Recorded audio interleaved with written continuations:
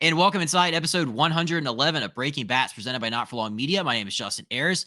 We're back. It's been a little bit since we've been on kind of a regular-ish schedule, been traveling around, doing a little Florida spring training, which we'll talk about here in a second. But I am joined this week for an introduction, a news wrap-up around the league by my guy, Ricky Finkel. Ricky, it's great to see you. There's a lot to talk about in this last week or so before baseball opening day officially happens. So, Ricky, how are you? Yeah, I'm doing good, Justin. Good to be here. Good to be talking about baseball again. Everything's back. Things are going. It's nice to be back in the swing of things. No pun intended. Yeah, it always feels like baseball kind of dies down a little bit during spring training, and then right before the season comes back on, everything just breaks. People get hurt. New storylines come about. So it's nice to be talking baseball again.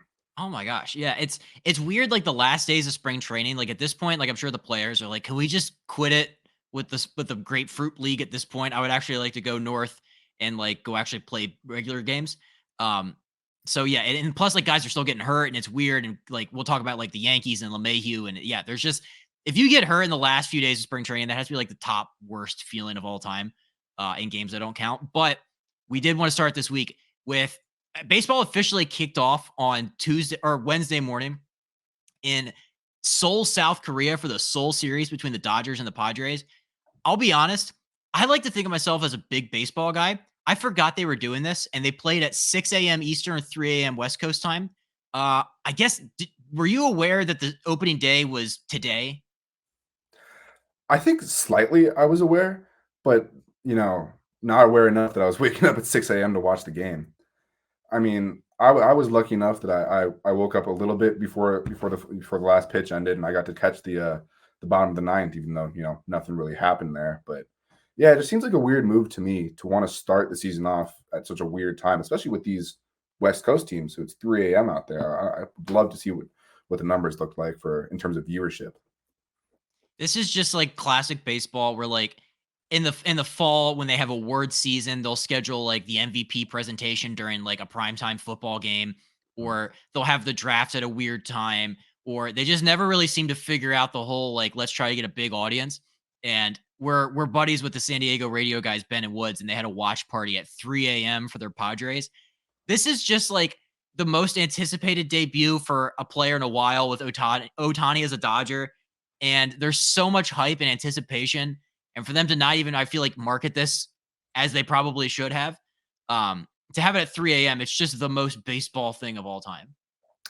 Yeah, it's where we are in baseball right now, where we're making steps to try to do cool things. We're doing all these little, bringing in fans, and then just right at the last minute, not doing it the right way and not making it as good as it can be. Something similar with the breakout series, where it was just one game, not a big deal, but it could have been something amazing. Same with this. Also, yeah, I didn't watch a breakout game because I didn't know they were Oh, happening half the time. And also, I feel like we as a sport should be at the point where every spring training game should be televised.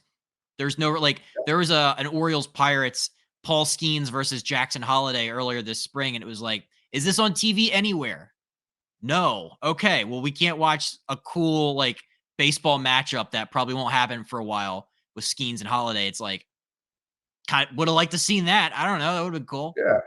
You could Um, argue that those are two bigger names than almost like half the guys in the league right now. People care about Paul Skeens, Livy's boyfriend, and Jackson Holiday, but yeah, I know. All I got to see was recorded versions of it and clips on social.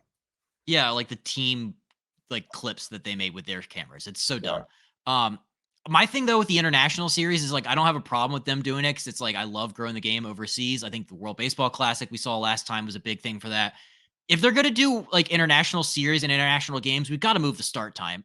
I don't know what that would be in Japan, Korea time, but we can't be having it 3 a.m. West Coast time for West Coast teams. Like that's insane. It also, like, I guess logistically, I would prefer to have it closer to the actual opening day, which is 8 days from now, not now. And then we have to go back and they have to go back to Arizona and play three more spring games. The Dodgers and Padres do.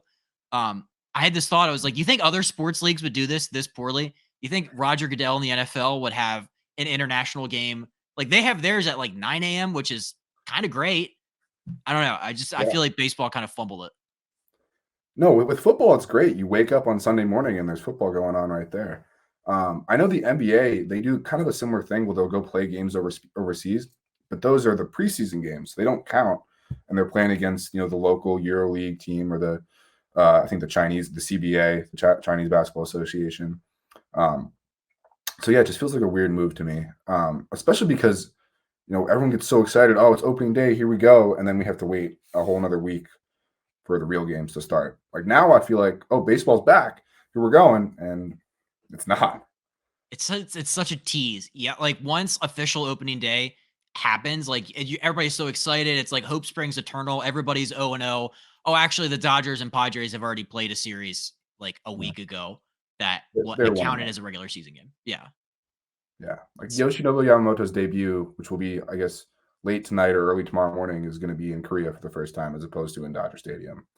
And I didn't even know that they have to go back to Arizona to keep playing games. I thought the whole yeah. point of it was that they could go to LA or San Diego and then move in and then still be able to recover there, but not even to be able to do that.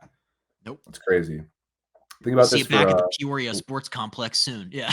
yeah, for Dylan Cease too. Think about it for him. He just got traded to the Padres and going straight to Korea, making his debut in a inter squad or what is it? A spring training game against I think it was the LG Twins, I want to say, which is the Korean team out there. And then he's going to go back to Arizona. He probably hasn't even bought a house in San Diego, hasn't even moved in. Yeah. That's a great point. The logistical part of this game is insane. Like we'll talk to Yeah, some guys. It's like, yeah, I just lived in a hotel all year. Just kind of yeah, bounced around. couldn't imagine.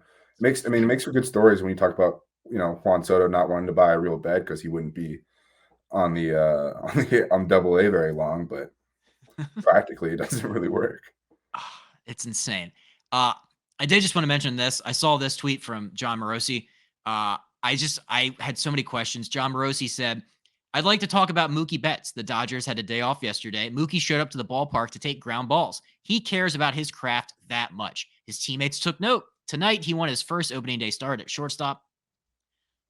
This is just weird. I don't get what he was trying to do here. This almost sounded like it was written by somebody other than John Paul Morosi. Um, like, is he saying like his teammates took note of how much he cares, as if his teammates don't care? Why are we flagging how much he cares? Everybody cares. Yeah, I guess the bar is pretty low for a former MVP to just be taking ground balls. I mean, hats off to Mookie to be doing it. It should be, I guess, it should be expected. Yeah, it doesn't really feel like something noteworthy to call out. Just getting an extra work in. It's so weird. Like Mookie Betts is awesome. He's like one of the best things in baseball. It's like his podcast has done such like so many great things for the growing the sport and media. And it's just weird for John Paul Murray to be like, this guy working on the thing that he gets paid to do. Good for him. It's like, shouldn't everybody be doing that? Um, so that was weird. But we'll stick in the NL West. We'll talk about Blake Snell. Blake Snell finally agreed to a deal this spring. He signed a 2-year, $62 million deal with an opt-out after this year with the San Francisco Giants. That was a lot less than the 150 the Yankees offered him and the 270 he wanted Yeah, at the beginning of the year. But I did say 3 for 90 in my official prediction with opt-outs. So that's pretty pretty good. close. Let's Pretty good. chalk that one Uh, up as a win. yes, I'm gonna give myself like 65% credit. This is good for the Giants, I guess, for trying, but we'll start with like the Boris side of this. Have you seen the heat that the Boris Corp has been getting online? I haven't seen anything specifically, but it doesn't surprise me. I mean, he's been talking this big game for years about, oh, everyone's going to get, and it worked for a bit. We had guys getting huge deals who probably didn't deserve it. And now when you've got a guy like Blake Snell, who, I mean, 270 felt a little bit optimistic, but 150 felt pretty good. I mean, he's coming off a Cy Young. Um, and to him to only get a 1 year or two, essentially a 1 year deal, which is what it is, I would be surprised if he opts in for the next year. Yeah, it just feels like a kind of a failure to me. Yeah, I think I made a video where I was like, look, with the Bellinger signing, he got 3 for 80 with opt-outs. I was like, you know what? That kind of makes sense because Yes, Cody had like one great year and then the last couple were not very good. So yeah, agreed. that felt like an opt-out type of deal for him. He lost me at the Chapman one. The Chapman one for the Giants was basically it's like 1 year 18 with 2 and a signing bonus, so 1 for Mhm. 20. I'm like, Matt Chapman shouldn't be doing 1 year deals. Like, and same No. thing with Blake Snell essentially signing a 1 year deal. It's like these guys are past the point where they should be doing prove it contracts every single year. Yeah, I mean, Blake Snell, what more is he going to do to prove himself from besides winning the Cy Young? I mean, he had a great year. If he goes out and replicates that again, is another team finally gonna be like, oh, well, now we'll give you 150 because you did it 2 years in a row? Or is he just going to be settling on huge 1 year prove it deals for the rest of his career, which he doesn't want to do? It kind of feels like the Giants, honestly, played this hand perfectly and took advantage of Scott Boras because, you got Blake Snell came in late, Matt Chapman came in late. I'm not sure if Soler is a Mhm. Boras guy. He feels like he might be. They got him on a steal too. Yeah, it just whoever that person, whoever Farhan Zaidi was, had running point on those negotiations, whether it was him or someone else. They did a great job. They all just kind of fell into their lap. Yeah, like it always happens. Like if you wait it out, if you're a team and you're like, when you have the Boris Four sitting out there deep into Mhm. March, what do you have to lose by waiting to scoop them up on basically 1 year contracts Yeah, or way less? Like Chapman should be getting $100 million deal. Like there's no reason why he shouldn't be getting 20 something a year. But like the Snell thing was so interesting. You're right. Just for Blake to come into this offseason asking for long-term financial stability and to walk away with, oh God, I have to pitch like a Cy Young again. It's kind of a bummer. yeah. I mean, I'm just like, let's say he goes out there and has a bad year, or even worse, has a completely average year for Blake Snell. I just wonder what's going to happen to him and what the market's going to look like. If you look at Blake Snell's like history year by year, it's weird. He'll have like good year, bad, good year, Yeah, okay year. It's like each is like an alternating one. Um, so maybe that kind of hurt him. Also, I think he led the league in walks last year, which I yeah. guess he got lucky and pitched out of a lot of those. But um, He yeah, also two for doesn't go too yeah, long deep into games. I'm sure all these things have been said about why teams didn't want to pay him. yeah. So it's kind of weird. But hey, we'll talk about the Giants though. Like Snell, Chapman, Young Hoon Lee, Soler, Jordan Hicks is just a starter now. Mhm. Robbie Ray, they are now way over the second luxury tax threshold. They're over $257 million in payroll. Um, so they're going to end up losing a second round pick and a third round pick, and also have to pay $1 million. Um, this is a very bold move by the Giants. What do we think about their moves they've made, and where do you think they stand in the NL West this year? Yeah, I'll take the second question first. I mean, they're not ahead of the Dodgers. I'll tell you that. I wouldn't really put them ahead of the Diamondbacks either, based on what they're coming off of and what they added with Eduardo Rodriguez and Eugenio Suarez too. So maybe they're competing with the Padres for third. Maybe that's a wild card spot. Maybe they're lucky. They're a team you don't want to face in the playoffs if you got to go face Robbie Ray, Blake Snell, and Logan Webb. So maybe they're just a get in type of team, but you know, I definitely don't see them winning the West, and I don't know if they're going to be even close to it. I think you're right. I think they're a little bit better than the Diamondbacks. I could see them being like a 86, 87 win team. Um, I mean, the Diamondbacks got in with 84 and they went to the World Series. So I think between them and the Diamondbacks, the Dodgers, the Giants, the Padres, they're all going to be above 500 to Yeah, varying degrees, which is hard in a division where normally in your division, there's got to be a couple bad teams for that many good teams to exist. But I think everybody's just going to beat up on the Rockies, unfortunately. yeah. I was about to say they got one really bad team that they can all get a couple W's off of. Yeah, it's so I feel bad for Colorado. It's like they're just going to get blown out every single game. Um, I like the Padres more than probably most people do. If you look at the Padres rotation, and we'll probably do this a lot more next week when we do like an official preview pod, but like Mhm. I like Michael King and Dylan Cease and Java Joe Musgrove and Yu Darvish. Like that's a great 1 through 4.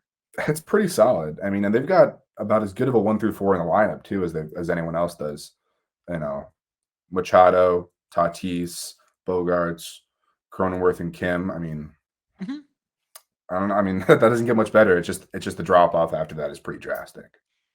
When we can have the same debate about the Dodgers lineup too. Like I don't love the back end of the Dodgers with Jason Hayward, Gavin Lux, and James Outman, who strikes out every time. Like they're each one of these teams has question marks.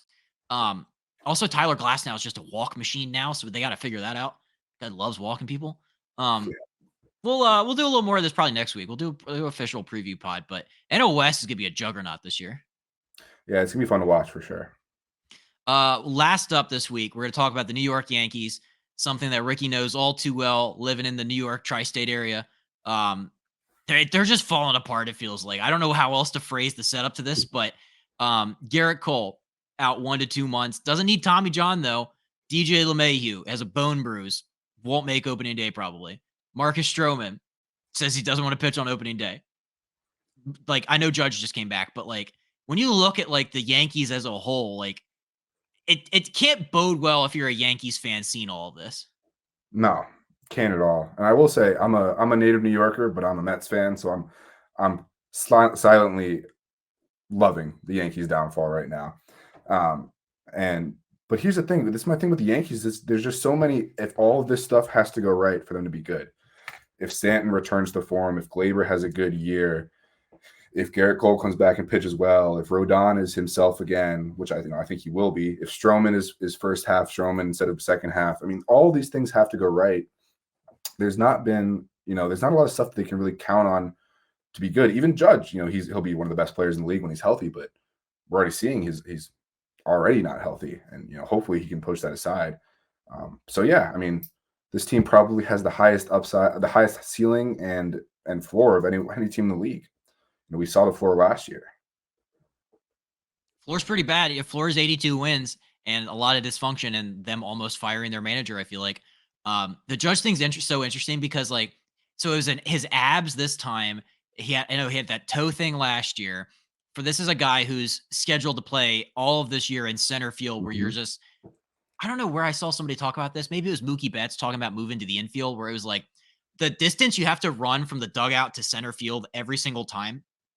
Like, people don't understand how far that is. You just do, like, quite often. So, Yeah. like, that's gonna play into this, like, whole situation with Aaron Judge is, like, yeah, maybe he's not running and diving for stuff all the time, but every half inning he goes out there, he's gonna have to run, like, I don't know how many hundreds of yards that is, but, I don't like it. I don't like the stuff that's coming out of Yankees camp right now. Like, I would be worried. Yeah, I mean, I would be too. I mean, he's shown that he can do it, but I mean, I think he had a quote early in spring where he said that his toe is probably never going to be this. He's never going to be 100%. It's never going to be the same. And like, that's not what I want to hear from him. I remember when he was going through the free agent process, everyone was worried. He's sick. We never seen a player like this before. His body might start to break down and not be able to handle it. And, I wouldn't say we're there yet, but showing a lot of signs of it for sure.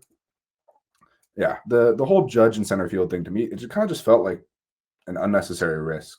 I mean, I know you want to get your best four bats out, or your best four bats out there with the outfield and the DH spot kind of being where they are for the Yankees right now, but they couldn't have gotten a center fielder instead of Verdugo and made that a little bit simpler. It all kind of just comes down to Stanton kind of clogging up the DH spot, though, I will say. Yeah, I think they got Stanton for, like, another, like, 3 or 4 years. 5 years? It's 5 years, yeah. Oh my god. Mhm. Yeah, and he's not cheap either, so it's like, I Mhm. don't know if they just wanna, like, eat that, but, yeah, like, also just, like, the pitching, we don't like, Carlos Rodon was so bad last year, and, like, I know he's been carving it up this spring, but, like, I don't know if they're getting what they paid for, and Marcus Stroman just saying straight up, "Don't pitch me on opening day, I don't want to." Wild move. Yeah, I mean, I can't imagine that Rodon's gonna be as bad as he was last year. He's just too good of a pitcher to be that bad. But, you still never know what you're gonna get with him, especially coming off the year he had. And with the Stroman move, it just baffles me that, he came to the Yankees with all this history of bad blood that he had with the organization. And then they come to you and say, "Do you want to pitch on opening day?" Which is, I get it, you're in Houston, he's not at home. But it's still opening day. That's every kid's dream. And to say no to that, especially 2.5 weeks in front of opening day, feels like enough time to me to kind of fix your schedule up, which was the reason he said that he didn't want to. So yeah, it just seems like a wild move to me to start out with so much hostility between yourself and the organization and fans, most importantly. Stroman said, quote, "I put a priority on the body," he told reporters after his 68 pitch outing on Thursday. "People don't understand how much changing your schedule it is at this point in spring. It might seem like it's easy to do, but every little day matters." Yeah, you're right. That's such a big honor to be like the New York Yankees opening day starter. Like, Yeah. that's a cool thing that, like, you'll have for the rest of your life. And for him to be like, pass. Yeah. then they're have to make Nasty Nestor do it. Like Nestor Cortez is going to have to move his schedule around because apparently it was like Clark Schmidt, Nestor, and Cortez. All three of them, their schedules did not align with terms of opening day. Yeah. And Nestor, I was reading like last year, he had a hard time like in between starts recovering. And then he eventually went on the IL for all that time with his shoulder, pitched 63 innings. So if to make him have to mess up his schedule with his injury history, I don't like the way I feel like it's bad juju headed into to the season when your rotation is just hanging on by a thread. Yeah, it's not a good start. You're just limping into opening day, which you want to be hitting that running. And yeah, I mean the Cole's a big loss for them. There's no one who can replicate that. But Stroman, if he's right, can be close. Mm-hmm. You know, we saw it in the first half last year. He was probably one of the best pitchers in the NL. Yeah. So yeah, it's just a wild move to me to say no. It's man, this Yankees season, there's been no shortage of stuff to talk about on the airwaves of was it WFAN in New York? Is that the big one? WFAN. Yeah. I'm sure the Michael K show and all those people have lots to talk about. Oh yeah. Yeah, it's crazy. So this week, we're back on a normal-ish schedule. Next week, we'll probably be doing a preview pod, so look out for that. This week's interview, though. So last week, we were fortunate enough to be down in Port Charlotte with the Tampa Bay Rays. Everybody down there was incredible. Thank you. Shout out to the Tampa Bay Rays organization for having us. This week, we're going to be doing an interview with Brandon Lowe, Rays second baseman. Big year ahead for him. I can already feel it. Did like 15 with B. Lowe. It was so cool. And we have some more of these interviews that we'll be kind of releasing in the next coming weeks, months, that kind of stuff. But we'll start off this week with Bilal. Ricky, you're the man. Thank you as always for the help. And let's send it over to my interview with Brandon Lowe. Enjoy. We interrupt this episode to bring you a word from the official sponsor of Not For Long Media and the Breaking Bats podcast, the original Fudge Kitchen. It is a staple of the Jersey Shore with 6 locations in Cape May, Wildwood, North Wildwood, Stone Harbor, and Ocean City. The original Fudge Kitchen makes all of their fudge in store, guaranteeing a delicious product, so stop by and let them know that Not For Long Media and Breaking Bats sent you. Check them out online at fudgekitchens.com as they are shipping fudge and sweet treats all across the country. Now back to the episode. All right, Breaking Bats is here with Brandon Lowe from the Tampa Bay Rays. Brandon, we really appreciate your time this morning. How are you doing? Thanks for having me. I'm doing well. I'm grinding through spring training a little bit right now, and I think we're all ready for opening day, but we got a couple more weeks left. Yeah. So I definitely wanted to have you on because, like I said, we're from Maryland. I know you're a proud Maryland alumni. When you think back to your time at College Park, like how special of a time was that for you? Just like trying to cut your teeth, really learn about the game. Yeah, I mean it's one of the key moments of my life. I feel like developmental for that kind of stage to get me to where I am today.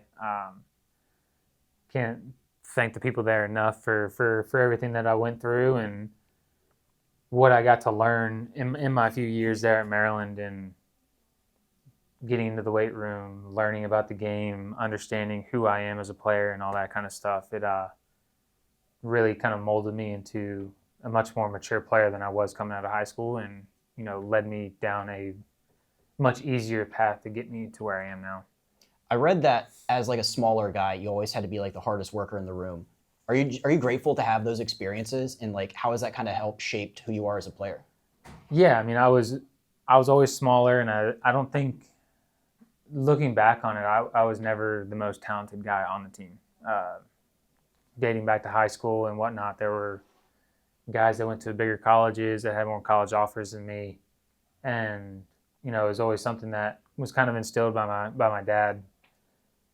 Whether it was hitting socks in the living room or anything like that, it was instilled to me at such a young age that I loved baseball and I loved doing that it really didn't feel like work. I was just playing the game that I loved and I was doing more and more baseball whenever I could, and started translating into it's just what I wanted to do in my free time. So if I could go to the cage and hit, I was just going to go to the cage and hit, and it just continued to help me develop into a better player. And then, like I said, just getting to Maryland, getting on a weight program, getting somebody to hold me accountable. I was in high school, there's no one that was going to make me go work out. Mm-hmm. You missed a workout in Maryland, they were going to make you wish that you never went to Maryland. So, it was one of those things, the the work ethic was there. Maryland drove it up even higher, and just trying to become a better player, and it all kind of became a perfect storm. I know that you weren't always this like big prolific power hitter. Do you remember the moment where like something unlocked or like something clicked where you're like, I'm going to start launching balls over the fence now? Yeah, it was high A. So when I was down here in Port Charlotte for high A, I remember honestly dating back a few years prior, I sat down with a bunch of, we call them advisors at the time. In college, you're not allowed to have an agent, so you have an advisor. And meeting with multiple guys that were going to represent me in the draft, and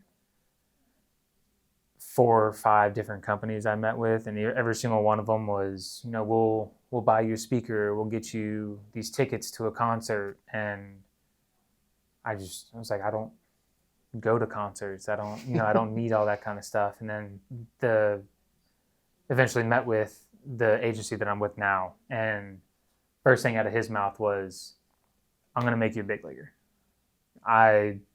We have a weight room, we have a strength guy, we have cages.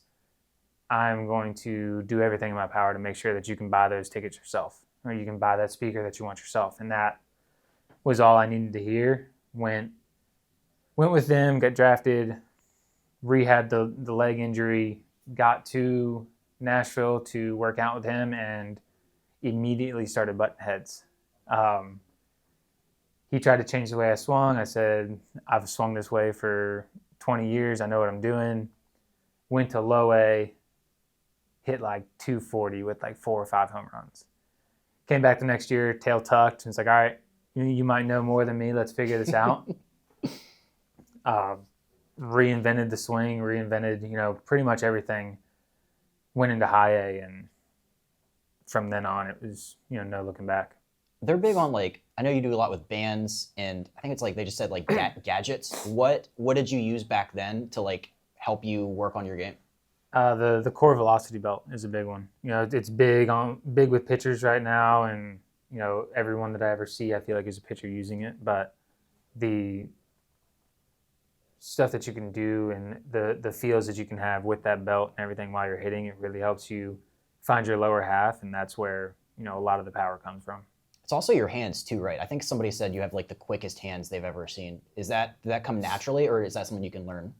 That's something that, I think just because I've been swinging a bat for as long as I can remember. I think that was one of the biggest things when I was growing up is I always had quick hands. Mm-hmm. That was honestly, it was kind of like my MO growing up. Is I was going to single you to death. I was going to. When I was in college, it was hit 300 and hit 4 homers. I wasn't scary. I wasn't a dangerous hitter. I wasn't going to strike out, but I wasn't going to do any kind of damage. And we had to understand what was going to kind of develop me into the player that I am, and, what was going to get me to the big leagues. And, if you took me back to college and you told me that I was going to have to hit a ball over 100, I would have told you that's not fair. I'm not big enough.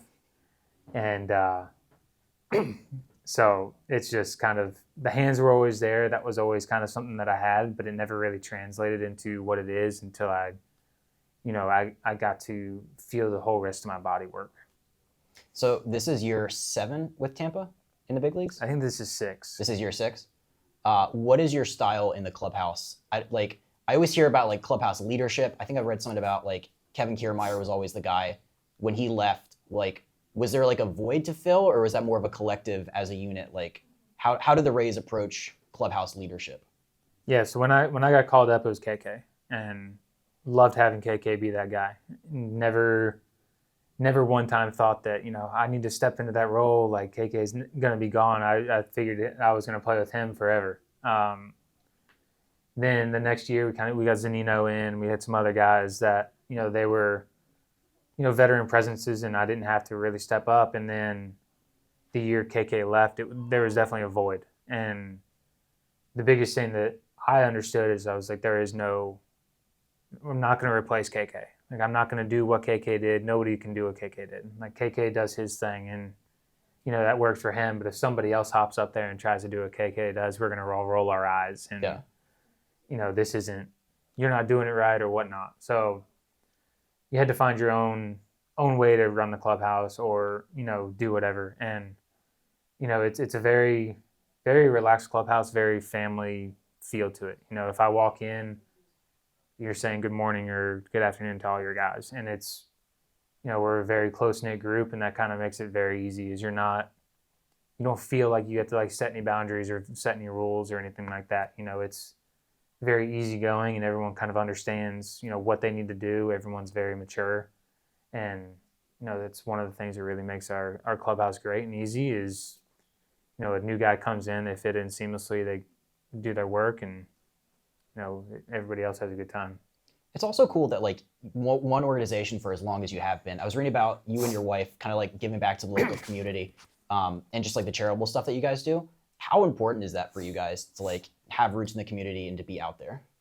Yeah, and that was the biggest thing when in 19 when we got to sign our deal. I think it was get off the phone with our agent, say that we'll sign the deal. Next step was how are we going to give back? We got this guaranteed contract coming through. We know what we're going to make. How can we give back to the community in any kind of way possible? And then we started looking back on things that were very important to us and what really struck home to us. And that was the crisis center of Tampa Bay. We worked very closely with them with our Louds Legend or Home Runs for Hope campaign. Getting the youth into sports and getting them to really enjoy, playing the game and stuff like that. So that's where Louds Legends came in. And then most recently, we've kind of gotten into infertility and stuff like that. And, it's always great to kind of be there and be a kind of someone up on a pedestal, a beacon of some sort of way to kind of bring attention to these issues that no one really understands or no one really wants to talk about, and to be able to let people know that it's okay. Mm-hmm. Talk about it. Well, people are there to help you get through it, and it's never great going through those things, but it's always great to be able to be there and help people that are going through it. That's such a cool thing that you guys are doing. I definitely want to ask about that. All right, I just had a couple last quick kind of like rapid fire type questions. The Maryland state flag, is that the best in the country? It's a pretty good flag. The jersey designs that you can do off that flag are fantastic, and it seems that the only people that agree are people that went to Maryland or are from Maryland. Yeah, I definitely wear that with pride. Favorite spot to go out in like the DMV, College Park, DC area? Oh God. Always had a thing for Bentley's Cornerstone and all that area over there on Route 1. Do you ever get tired when people would think that you're the third Lowe brother with Josh and Nate? Honestly, at this point, it's just fun. It's gotten to a point now where everybody has kind of emerged onto the big league scene. Nate's won a World Series, a Silver Slugger, and a Gold Glove, I believe. Mm-hmm. So he's kind of put himself out there in his own right.